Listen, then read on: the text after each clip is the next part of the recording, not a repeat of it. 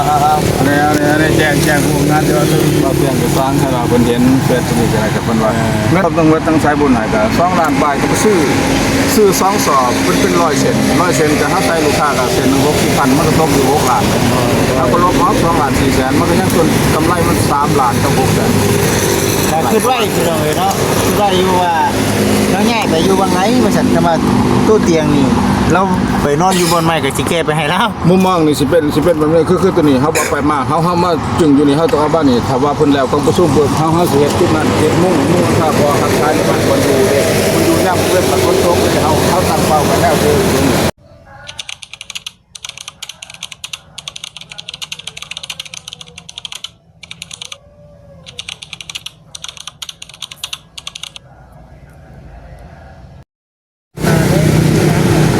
พี่น้องเลยเปิดภาพมาตุกน้ำมันโบอันนี้เนาะตุกน้ำมันแบบคือป้าไว้แบบนี้นะสมย่านคนหลักแท้ขากลับพี่น้องเลยเนาะขากลับว่าสิพากันกลับแหละแวะเบิ่งแวะเยี่ยมยามทั้งนั้น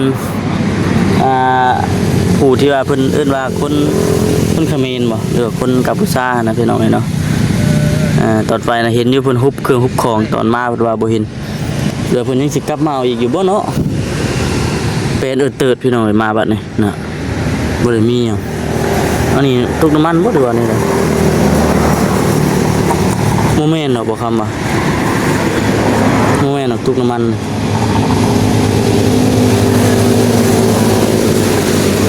เราสิตั้งไว้แบบนี้นะเอาพี่น้องคนอื่นก็มีแต่ว่าทักทายสบายดีเด้อพี่น้องเด้อเนาะแต่ว่าเรายังสิกลับมาอยู่หรอกบางครั้งคิดว่าเด้อยางรถละ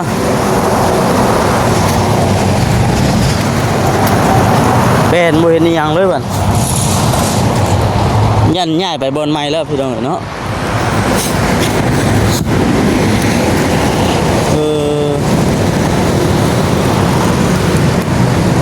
เฮ้ยบันผู้รับไปใช้เนาะตอนไปที่งานคือว่าเห็นอยู่เพราะคันหัวแกมันช่วยแล้วนะรับไปใช้เนาะแต่ว่าเรายังสิกลับมาเยอะกว่ายางล้อเราก็ใหม่ๆยังไปหันอยู่ล็อกไว้ดิล็อกไว้หลังคนนะโมเมนต์สบายดีเด้อสบายดีนี่เราเกี่ยวให้อีกแล้วฮะเราเกี่ยวให้ยังเกี่ยวไม่เกี่ยวบ่เมนอยู่เกี่ยวมาเพื่อเกี่ยวนี่ทั้งเปอร์เซ็นต์เป็นเกี่ยวมาให้เกี่ยวเป็นทั้งเปอร์เซ็นต์ก็จะว่าน้ำมันหมดป้าไปอยู่นี่เนาะคือแดงๆวะเน้นเหมือนว่ามันไม่ใช่เราเป็นช่างนี่ก็นี่ยางรถกันนะไงเนาะมันคือเปื่อนแน่เราเป็นช่างมันได้ถึงเรากันเราเข้าไปอยู่ได้มาอยู่นี่เป็นคนเขมรโมเมนต์น้ำมันโมเมนต์เรามาอยู่เราเป็นคนเขมรเนาะเรามาอยู่เป็นคนลาวเลยตาชาติเป็นคนลาวแล้วมาอยู่แต่15-16 ปีพุ่นแล้วแต่ยังน้อยพุ่นแบบมีใหญ่มีทั้งในเตียงแม่เพิ่นมาช่วยบัดนี้ก็ได้เวบางเราใหญ่ไปใช้นะเพราะว่าย่านเจ้าของที่นี่เพิ่นบ่ใหญ่เนาะแต่ว่าร้อยทั้งร้อยเนี่ยร้อยทั้งร้อยเรายังสิกลับมาอีกอยู่เรายังสิมาพี่อยู่นี่ในยางยังบ่ได้เก็บครับมันเป็นช่างบ่เราเอาสร้างสแปลงรถจักร10เราพอได้เอาตัวรอดพอได้เอาตัวรอดแต่ยังดีแต่มีอย่างสิเนาะเป็นจังไดครับจักรดีเป็นตาได้สั่งมันจักรแต่รถจักรโอ้บ่เห็นอย่างเลยมัวเลยมาเล่าเบิ่งมาเห็นเนี่ยโอ้เป็นตายังมีวินหัวเลยวินหัวแท้โอ้เนาะตาขยายเลยตาขยายจะมาไปใส่เอ้ยเนาะนี่มาครั้งแรกนี่หน่อยโอ้โหน้ำขึ้นกันเลย ตึกยังก็ซื้อยังบ่มันซื้อได้บ่ครับ แม่นบ่ตึกชื่อหยัง ตึกชื่อ พรวิไลบ่แม่นบ่ มันมีได้ บ่แม่นบ่แม่น ผมบอกเป็นเครื่องกรองเนาะ เฮ็ดได้เฮ้ยหาละมาบ่ดีว่า จะเคยมาถ่ายที่ เคยมาอยู่ มาถ่ายเวลาถ่ายถ่ายที่ผู้ซีผู้เสือ แม่น มีซ่อนอยู่ ตะกี้เนี่ยเรานอนอยู่นี้บ่นายตะกี้เรานอนอยู่นี้ตะกี้น่ะนี่ดิพวกกระต๊อบนอนอยู่นี้หากระย่ายไปใหม่ๆนี่ข่อยเบิ่ง มารอที่นี้ นี่น่ะมากของเบิดเลยพี่มากของเบิดเลยเสีย มากบ่ได้เนาะ เป็นแต่ไม้พี่น้องเนาะดูแต่ไม้ สงสัยไปว่าทางเจ้าของที่เพิ่น เรามาอยู่อาศัยที่เขาบอก แม่อาศัยอยู่ที่ดิน เขาเจ้าพี่น้องเลย เยี่ยนแม่นแล้วไปว่าไปเบิ่งเลย ง่ายเลยเขาเจ้าเลย บ่ซั่นแล้วก็บ่คนเครื่องคนของไปเบิดดอกเครื่องของเราเด้บ่กี่หลายหนึง เราก็ใช้ได้หมดเนาะสิไปหลายมือถึงจะบ่ ฮะ น้องการมาเห็นอยู่บ่ ตอนมาน่ะทางทีมงานว่าเห็นอยู่ว่าซั่นตอน ตั้งตัวผมต้องมาดูอาจจะนั่งมือมาจะได้มาได้คน แต่ว่าเรายังสิค่อยรับประกันว่าเรายังสิมาอยู่ดอกเบิ่งนี่ก็ได้เครื่องใดบ่จิตเฮ้ยเอาเบิดทางโลกก่อนจะหน่อยบ่ นอกกันหน่อยก็ได้เบิ่งว่าเราว่าได้เพื่อเก็บเก็บของ เนี่ย เพื่อเก็บของมาเพื่อเก็บของลุงจากรถจากลามั้งไม่หน่อยได้นี่ของเรานี่มีฮอตอูมีฮอตปีนี่เนาะ เจ้าเคยนั่งได้บ่ฮะ ได้ว้าว ตีเดือดมาก นั่นไหนเลยเนาะ ฮะ นั่นไหนเลย นอนนั่งถ่าแล้วก่อนจะหน่อย นะครับก็หน่อยนั่นมา แม่นว่าเบื่อแล้วนะ เดแมนจงยางรถชัด เคลื่อนที่นะจะเคลื่อนที่ไปตลอดนะ 929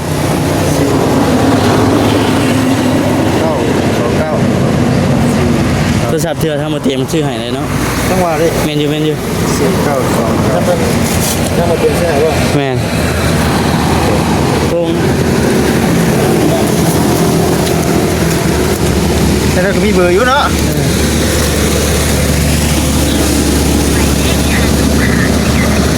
สามารถติดต่อได้เครื่องแมนระเบิดจัก ตัวละ9ด้วย เข้าลงเข้ามา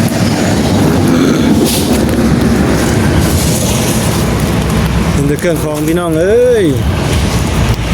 966เนาะเกิดสิบยังนะ 9694 ถ้าแม่นบ่ 9694 5365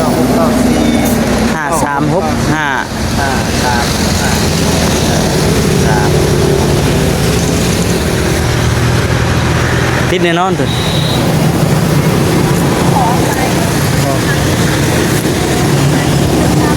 ติดเครื่อง ยังมาถึงน้ำไส้ เอาเลยอ่ะ เด้มาเด้อ เฮ้ยโอ้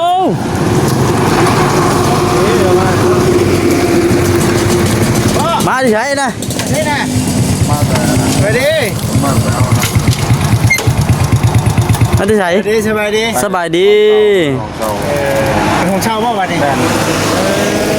เพราะว่าอยู่นี่เพิ่นประชุมสิปอนบัตรเด้เพราะว่าทั้งผู้นำเพิ่นทั้งการค้านำเพิ่นบอกมาก มาก มากก็ไว้นอนนะต้องเป็นธรรมชาติอย่างเขาแม่นเขาไว้นอนเพิ่นได้สั่งมาเช่าห้องอยู่ห้องเช่า ของเช่าเลยนะ ห้องเช่า เศร้านี่เศร้าเองปะ เขาเอง เออ เขานอนเพิ่นก็บอกให้มาเอาไปมาใส่ มาใต้เดี๋ยว แล้วก็เป็นตัวบางที่พวกนี้ที่ทุกคนก็ทำนอนอยู่ของเรา บ้านนี้บ้านเมือง นั้นเพราะตัวกองตัวนี้ก็ใส่แก่ไว้ที่กระเป๋าไว้ดีกว่า เออ เพราะว่าช่วงลักษณะว่า วัดวัดเป็นบุญวันวัดเปิดการเรื่องแล้วประชุมแล้วเขาก็ มาอยู่วันนี้คือเอา เขาไม่ได้มาอยู่บุญละ10 โมงมันต้องเมื่อ อ๋อ10 โมงเมื่อนอนพุ่นคือเก่า 10 โมงเมื่อเขาว่าเขาตอนเช้าเขาก็มาแบบนั้น เพิ่นบ่ให้นอนซื่อ มันคนบ่อยนอนนอนเขาก็เขาก็ไม่เมื่อคนบ่อยนอนแต่ว่าพี่จะว่านอนคนเว้นดีให้นอนนะแบบ เว้นอยู่ได้ กลางเวทนี่ให้อยู่เนาะ ไปอยู่ฮอด10 โมง ฮอด10 โมงแต่ว่าบ่ให้นอน นอน พี่ไปพุ่นไปยังมันจังบ่บนรถเลยโอ้นับก่อนเหรอ โอ้เคยถามโมอยู่สองมาตอนนี้อาจารย์เคยถามโมอยู่ไม่โมเอาเครื่องอยู่นี่ไว้ได้บ่ได้ยุบก็เลยนั่งอยู่นั่งเพราะว่าคนมากคนตายคนมากจะได้เรื่องอย่างของเขาเขาว่าประหยัดว่ามันว่าเขาอย่างคนเขาบริยังง่ายเป็นสลองแสดงเขาเอาไว้ถูกเทียบไปเทียบมาแสดงมันน่าควรต้องไปยาก แสดงอายุพุ่นนี่นะ เอาไปเล่นมาเป็นการ10 โมงก็เลยมานอนแจ้งมากก็เลยมาสิล่ะเป็นว่าเป็นเห็นดีให้นอนบ่สิบ่แต่เพิ่นได้สั่งมาเพราะว่าเพิ่นมาเขาก็ต้องได้ตามเพิ่น เป็นยังจะมากมันจะมือได้ ว่ามากแต่มากเป็น2 ปีอะไร เป็นเจ้าหน้าที่ที่บ่ยายมาบอก เทศบาลนะเทศบาลผมนั่งดีนั่งดี มีบ่ นั่งดีขั้นนั่งบนล่มเลย ว่ามันอะไรอ่ะ บ่เป็นหยังเลยคนที่สบานมันมาบอก แม่พวกทับซาในตัวเมืองเป็นตอนนี้นะมันมาบอกการผ่าแน่นะผมซ้อมผมมันจะว่าคุณถ้าว่าคุณสั่งมากมันจันผมบอกมันซุกเลยต้องไปบ้างเอาเบิ้ลไข่นอนนะตรงนี้ทับซาเพื่อความเป็นระเบียบเป็นความชัดนะครับว่าเจ้าทักบอกแบบนั้น ยังสิกลับมานอนคือเก่าอยู่ เมื บ่ องนอนนี่10 โมงพี่ก็ได้มานอนอยู่ห้องไปเช่าห้อง สิให้เช่าตลอดบัด เขาที่นอนอยู่ห้องเช่ามันจะว่าอยู่มา10 โมงมานอนอยู่นอนปกติ บัดเครื่องคองที่เฮาเอามาเฮ็ดไปสิได้บัดพาไว้นี่เลยบ่กลางคืนจ้ะ คือนี่ใส่กุญแจแบบนั้นเลย อันนี้รอถ่าลูกค้ามาบ่ แม่นคือนี่เราถ่ายลูกค้ามาก เราเฮ็ดคันเสียวเมื่อเบิดบัด มันนี่ ลูกค้าที่นั่นได้เราหาเงินเรา นี่ๆเนาะ เนาะเอาเจ้าก็ไว้หาเงินเนาะ ในมีบอลฟ้าเงินที่นี่ต้องมาถึงที่แรกคือว่า10 โมงก็จะมานอนคุณนะเพราะเมืองก้อนแต่ว่ามันสภาพบ้านเมืองเขามันบ่คัดต้นบ่ยุ่งยากเกินบางทีก็จะได้นอนคืนนะมันนี่กรณีเขานอนพวกอยู่นี่ประจำปกตินี่ตามปกตินี่10 โมงเขาปิดมันนี่ลูกค้านี่เพิ่นว่า24 ชั่วโมงต้องการอย่างไรอย่างน้ำมันอย่างไรเป็นก็มาปลุกเขาตลอดเขาเลิกเรียนหลับ ตอนกลางคืนก็มีบ่แห่ง โอ้เราหานอนประจำนี่มันเป็นยังไงตอนนั้น ใครแต่บ่จากจุด มันอยู่หลังตลาดละแสน ปกติกลางคืนเจ้าก็เฮ็ด ขึ้นกับเขาไปอยู่หัว10 โมง ฮอด10 โมง อยู่10 โมงแล้วเขาเมื่อแต่ว่าช่วงนี้นี่คือว่าเป็นไหนคุณยายเป็นเจ้านายแล้วเป็นสั่งหมากเพิ่นเฮาหมากเองไดดีแล้วมาจะเอากับบอกไป โอ้ฮู้ได้บัด เพิ่ นี้ น เนาะ ว่าเพิ่นมาบอกคนจันทร์เด้บัดนี้ทั้งไปรักษาตัวเมืองเด้ก็เลยอยู่เนาะรักษาเนี่ยชาวบ้านนี่ ระเบียบบ่ ชาวบ้านเหมือนกับการขาแน่เป็นมาก็ว่าสั่งในเดิมมีแต่ว่ามาจอดจ้างชื่อนะตอนแรกว่าเมื่อนอนโอ้ไปครับ คือเพิ่นอนุญาตให้แต่เป็นบ่อนทำมาหากินเท่านั้นเนาะบ่อนุญาตให้นอนบ่อยากให้ปุ๊บตุ่มนิดหน่อยอยู่ แล้วมันอื่น มันเบิ่งแล้วบ่คักในหูในตาบ่งามเป็นระเบียบเป็นตัวเมืองเลยเนาะแต่ว่าต้องเข้า ขึ้นอะไรเดือนหนึงบ่ อ๋อเดือนนึง400,000 เอาเป็นเดือนเลย4 โมงเลยเขามานอนนี่ไปเอามาไฟอยู่คนมาเอามาไฟเสานี่อันนี้นี่ อันนึง แทนนะครับห้องแนวมันสายเราถ้าเอามาใต้ เจ้าหากะมากมื้อนี้หรือว่าหากะไปนอน บ้า มื้ น อนี้ นี่แต่2 ขีดทำ แสดงว่าไปนอนที่พุ่นนอนที่พุ่นหลายคืนแล้วโอ้ คือเราเยอะแยะมวยใจบนบ้านคนสี่ค พอเฮานี่จังได๋เด้อคันพอสินะมันบอก เรียนจะง่ายกว่า บ่ง่ายบ่ได้มัน เพื่อไปหา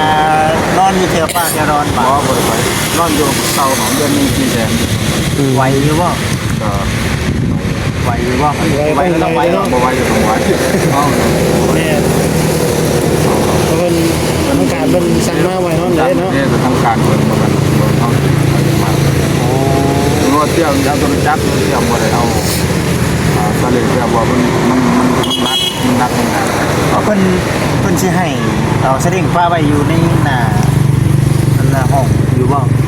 ก็ได้อยู่ก็ไปอยู่หั่นก็สะดวกอยู่ก่อนก็ปาไว้ บ่ได้ว่าบ่เพิ่นบ่ได้ว่าบ่ บ่ได้ว่า อืม มันก็มีเสาเลยอยู่มี2เอานี่เอาหม้อไฟเอาไฟมาใต้ต้องเว้นมาสา10โมงก็ไปนอน เป็นแสบไปอยู่ในห้อง มันการหมดแล้วมันจะว่าผู้ใหญ่นะมันทำน้ำมันต้องเน้นถ้าบริเวณคนกับผู้ว่าคนว่างมาตรการเลยหมายเกินมันสุกขั้นโบขั้นกายมันสุกเลยหุบปัดเครื่องโยก บอกไปชี้เลย เพิ่นก็ว่าอุเสียเลยว่าอุเสียอะไร ตามระเบียบกฎหมายเพิ่นเนาะ ระเบียบกฎหมายบ่มันบ่งามตาได้สิเฮ็ดบ่บันทึกว่าบ่เฮ็ดก็ได้บ่เฮ็ดก็ได้เฮาสิปฏิบัติเรา ปฏิบัติตามเนาะ แม่นเฮาสิปฏิบัติ อันนี้ก็ที่ว่าแหละเนาะแต่ว่ามีที่หลายคนเพิ่นคอมเมนต์เบิ่งเด้อบ่จิเด้อกันช่วยเหลือลาวว่าซั่นแต่ว่าในความคิดของเจ้าอยากไปกับคืนอยู่ประเทศเก่าอยู่บ่ บ่คือ บ่คิดเนาะ FC เพิ่นว่าเดี๋ยวเราก็ไปอยู่ประเทศลาวพุ่นแล้วว่าซั่นบ่คิดเนาะ เห็นเมื่อแบบ ตันเลยเด้อ เห็นเมื่อก็ว่าบ่เป็นคือเก่าบัดนี้เนาะ บ่มีญาติพี่น้องเนาะ บ่อาเอน้องเฮาก็บ่ได้พัวพันกันดนเลยก็สิบ่ฮู้จักกันนะ บ่จักแล้ว เขาก็บ่ฮู้ว่าจักเฮาอยู่จุดใดเขาก็บ่ฮู้ เจ้ากล้าว่าสิมื้อถืออยู่บ่นี่ ก็บ่ได้ฮู้จักคนน่ะไปทำบ้านก่อนนะจะเข้าอยู่ใส่ก็ไปหาบ้านก่อนทำอยู่บ้าน แต่ว่าในคงคืนนี้คือบ่ไปแล้วเนาะ เอาเมื่อ บ่เมื่อแล้ว ดูแบบครับ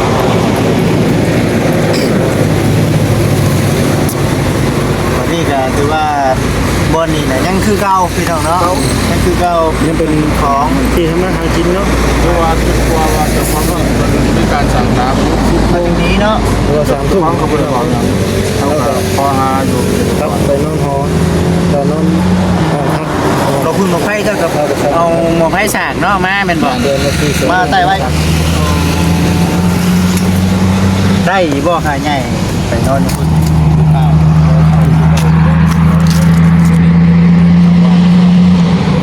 วันนี้จะคันวัน น้ำก้นน่ะ หลายกัน ไปเอาหน่อย เอาใส่อันนั้น ฮะมาเบิ่งเนี่ยไปเอา ใส่ ห้องเขามีตู้เย็นเลยใช่บ่ มีโอ้ใส่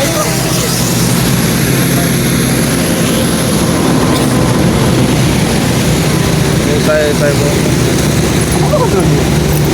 ใส่ใส่ บนแซ่นี่ ใส่กันเรียบแบบ โอ้ โอ้ย เรื่องลำกิน น้ำเนาะเห็นนี่บ่ โอ้ตาย มีคนลบมีคนมาซื้อขายกันนะ มีคนซื้อขาย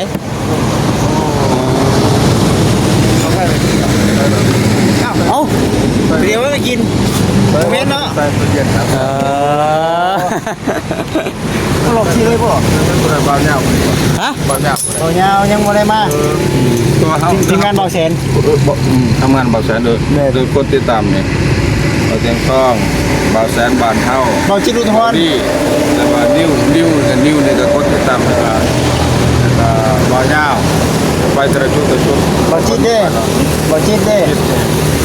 ค่อยนี่แหละเบาจิตนี่เบิ่ง ก็ต้องในกดเลย ตัดอยู่บ่เบิ่งให้เพิ่นก่อน กดเลยไลค์กดเลย นี่เบาจิตอุทุมพร เห็นแล้ว เห็นอยู่บ่ ก็ต้องในกดเลย เห็นอยู่แต่ว่ายังบ่ได้ติดตาม แมนก็ต้องในกด มาบ่เห็นเพิ่นเนาะ หลบที่เลยบ่ แมนเราถึงเวลาไปถ้าตายสิเนี่ยถ้าเราแบบนี้นะ มันสิ้นเท่าไหร่นี่ คือนี่ซื้อ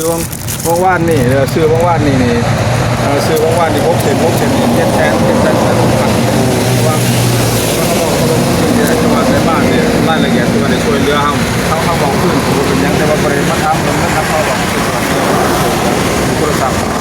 บริษัทนี้ก็เป็นเช่น โทรศัพท์ก็มันช่วยเหลือทั้งโทรศัพท์เนี่ยบางแสนแล้วบางเท่ามันจะใส่กับเงินหัน โทรศัพท์เป็นของทั้งแค่เตียงก็ แต่ว่าเงินแต่ว่าสายบนพุ่นเสือเหลือทั้งหมด2 ล้านปลาย2 ล้านปลายเขาไปต่อยอด ตัวยอดนะ ต่อยอดคือว่าไปซื้อยางในใน100 เซน100 เซนเนี่ยเป็นเงินแต่ว่าทั้งบุญช่วยเหลือเนี่ย2 ล้าน 4 แสนบัดนี้เฮาใส่ลูกค้านี่เซนหนึง60,000ตกเท่าไหร่100 เซนเนี่ยตกเป็นเงินเท่าไหร่6 ล้านเนาะ6 ล้านเฮามาลบออก2 ล้าน 4 แสนน่ะก็คือว่ายอดกำไรจากต้นทุน ล้านปลาย ของ2 ล้าน2 ล้านบ่3 ล้าน6 แสน3 ล้าน6 แสน เดี๋ยวล้านปลายอะไรกันแน่ คือว่าทั้งช่วยเหลือทั้งว่าสายบุญช่วยเหลือบันไดได้แสนแม่น แล้วก็ได้หลาย ต่อยอดมันนี่ต้น เงิน ตำ จากเงิน2 ล้านมาเนาะต่อยอดมาจนเฮา3 ล้านปลาย 100 เซนมันก็จะ6 ล้านเนาะ6 ล้านก็ลบเขา2 ล้าน 4 แสนมันก็ต้นขึ้น2 ล้าน 4 แสนดอกกำไรที่เขาไปต่อยอดนี่ก็3 ล้าน 6 แสน กำไรคือ3 ล้าน กำไรของตัวนี้จากกำไรของพี่เนาะอันนี้เงินนี่ถ้าว่าหมุนอยู่ในอ้อมนะเขาบ่ได้ไปซื้อกิน ซื้อกิน ถือโอเคเนาะ ผู้ให้50,000ก็มีสายบุญผู้ให้แสนนึงก็มีตั้งบางเป็น2 ล้านก็ให้มา2 ล้านบาทมันก็รวมเบิดมัน2 ล้าน 4 แสนนะเฮาจะแจ้งไว้ตัวทั้งสายบุญมากของมันบ่ได้ถามมาเยี่ยมยามถามข่าวซื่อๆว่าเป็นจังไดเนาะบัดนี้ก็มาถึงว่าเพิ่นบ่ได้มาทวงดอกเอาเงินนำเอาเขาขอเว้ารายละเอียดทุกอย่างเงื่อนไขบุคลิกของเฮาเขาบ่ได้เอาเงินไปใส่โลเลเขาแจ้งให้ฮู้ฮู้คืนซื่อๆทั้งแจ้งทั้งพี่ทั้งน้องอย่างเพิ่นมาทวงเอาเงินค่ำดอกเงินนั้น2 สอบกาแข่ได้2 สอบ1 ล้าน 2 แสน2 สอบมันก็2 ล้าน 4 แสนได้2 ล้าน 4 แสนบัดนี้เขาไปซื้อย่างใน100 เซน100 เซนบัดเขาใส่ให้ลูกค้าเซน60,000มันตกอยู่6 ล้าน6 ล้านบัดนี้เขาจะฮู้ว่ากำไรต้นทุนเท่าไหร่เขาเอา2 ล้าน 4 แสนนี่มันลบออกบัดนี้มันก็ยังอยู่3 ล้าน 6 แสนถือว่ากำไรยอดเอาไปต่อยอดได้กำไรเท่านี้ เดี๋ยวบอก แบบ ครับ นั้น ทางผู้รักผู้ใหญ่ว่าเงินที่ผู้ใหญ่ให้น่ะคือเอาไป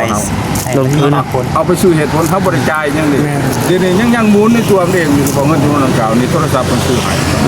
ยังเบิด และอันนี้เนี่ยกลางคืนตอนเจ้าเมื่อเจ้า ก็เอาเมื่อ เอากี่บาทบ้างนี่เลยนะ บ่ได้ป้าเอาเมื่อ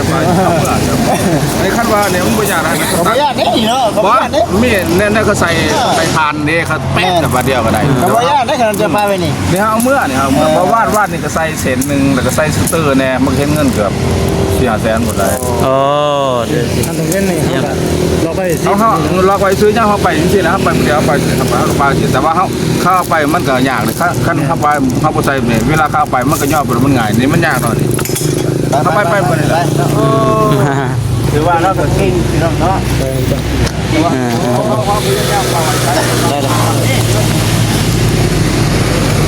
อันนี้คือโทรมาได้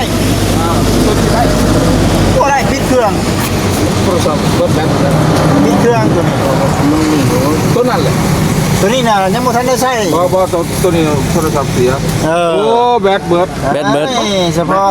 ไปจะโทรโปรติด ตัวนี้นี่เคยเจอของเฟซของเฮาเด้อเฟซของเฮานี่เป็นว่าโอเคเฟซเป็นภาษาลาวเนาะความทุกข์จนแล้วก็ยาวางคอยก็อดทนสู้ได้ โอ้ ความทุกข์จนข่อยก็ทนสู้ได้ นี่ที่ตามที่การมัน มันก็ทายหูไปยังเบิด เนี่ยแจ้งผู้งานเดี๋ยวเราเตรียมจะสร้างให้เราเพิ่นเห็นเฟซนี่ก็ได้กับเพิ่นว่าแล้วต้องวัดตั้งสายบุญให้ก็2 ล้านบาทก็ไปซื้อ2 สอบเป็น100 เซน100 เซนก็หาใส่ลูกค้าก็เซนนึง60,000มันก็ตกอยู่6 ล้านแล้วก็ลบออก2 ล้าน 4 แสนมันก็ยังส่วนกำไรมัน3 ล้านกับ6 แสน แต่คิดไว้พี่น้องเลยเนาะคิดไว้อยู่ว่าเราง่ายไปอยู่บางไหนมาสั่นจะมาตู้เตียงนี่เราไปนอนอยู่บนไม้กับสิแกไปให้แล้ว มุมมองนี่สิเป็นแบบนี้คือตัวนี้เฮาบ่ไปมาเฮามาจึงอยู่นี่เฮาต้องเอาบ้านนี่ถ้าว่าเพิ่นแล้วก็ประชุมเพิ่นเฮาสิเฮ็ดจุดนั้นเฮ็ดมุ่งถ้าพอทักทายมันคนอยู่ยามเพิ่นมันคนตกเฮาตั้งเป้ากันแล้วคือเนาะเรื่องพอดี ทั้งไหนล่ะ ถ้าเบิ่งที่ใหม่บ่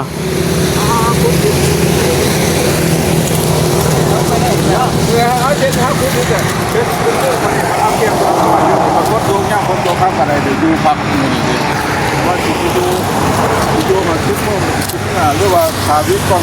คุณเขาแล้วหรือว่ามีเงินใครเปลี่ยนแปลงยังแล้วเขาจังที่นอนไม่จังมันเขาจังวางกันขนาดมันมีนอนว่า ไปพี่น้องเนาะทำมาทำกันมีแต่ว่าจบคลิปก่อน เราย้ายไปนอนที่พักแล้วพี่น้องเนาะปัดที่นี่เพราะว่ามีกล่องประชุมเลย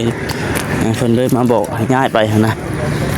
คลิปนี้ก็สิจบกันอะไรก็อยู่ดีมีแห้งพี่น้องเนาะสบายดี